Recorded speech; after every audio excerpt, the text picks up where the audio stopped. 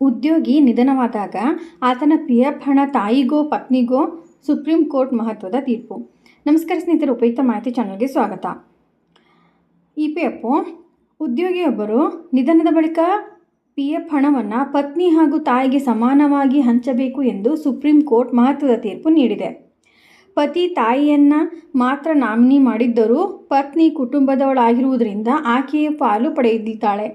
ಈ ಪ್ರಕರಣದಲ್ಲಿ ನಾಮಿನೇಷನ್ ಅಮಾನ್ಯವಾಗುತ್ತದೆ ಎಂದು ನ್ಯಾಯಾಲಯ ಸ್ಪಷ್ಟಪಡಿಸಿದೆ. ನವದೆಹಲಿ: ಉದ್ಯೋಗಿಯೊಬ್ಬ ನಿಧನ ಹೊಂದಿದಾಗ ಆತನ ಸಾಮಾನ್ಯ ಭವಿಷ್ಯ ನಿಧಿಯಲ್ಲಿರುವ ಹಣವನ್ನು ಯಾರಿಗೆ ಕೊಡಬೇಕು ಎಂಬುದರ ಬಗ್ಗೆ ಮಹತ್ವದ ತೀರ್ಪನ್ನು ಸುಪ್ರೀಂ ಕೋರ್ಟ್ ನೀಡಿದೆ.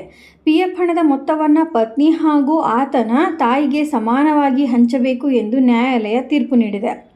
ಪತಿಯು ತನ್ನ ತಾಯಿಗೆ ಮಾತ್ರ ನಾಮಿನಿ ಮಾಡಿದ್ದರೂ ಆತನ ಪತ್ನಿಯು ಆತನ ಕುಟುಂಬಕ್ಕೆ ಸೇರಿದವಳಾಗಿರುವುದರಿಂದ PF ಹಣದಲ್ಲಿ ಆಕೆಗೂ ಪಾಲು ಕೊಡಬೇಕು. ಇಂಥ ಪ್ರಕರಣಗಳಲ್ಲಿ ನಾಮಿನೇಷನ್ ಇಲ್ಲಿ ಅಮಾನ್ಯವಾಗುತ್ತದೆ ಎಂದು ನ್ಯಾಯಪೀಠ ತಿಳಿಸಿದೆ. ಈ ತೀರ್ಪಿನಿಂದಾಗಿ ಮರಣ ಹೊಂದಿದ ಸರ್ಕಾರಿ ನೌಕರನ GPF ಹಣವನ್ನು ಪತ್ನಿ ಮತ್ತು ತಾಯಿ ಇಬ್ಬರೂ ಸಮಾನವಾಗಿ ಹಂಚಿಕೊಳ್ಳಲಿದ್ದಾರೆ ಎಂದು ಸಂಜಯ್ ಕಾರಜೋಳ್ ಮತ್ತು N. ಕೋಟೇಶ್ವರ್ ಸಿಂಗ್ ಅವರಿಂದ ಪೀಠ ಈ ಮಹತ್ವದ ತೀರ್ಪನ್ನು ಪ್ರಕಟಿಸಿದೆ. ಇದೇ ರೀತಿ ಮಾಹಿತಿಗಾಗಿ ನಮ್ಮ ಚಾನಲನ್ನು ಸಬ್ಸ್ಕ್ರೈಬ್ ಆಗಿ ಮತ್ತು ಶೇರ್ ಮಾಡಿ. ಧನ್ಯವಾದಗಳು.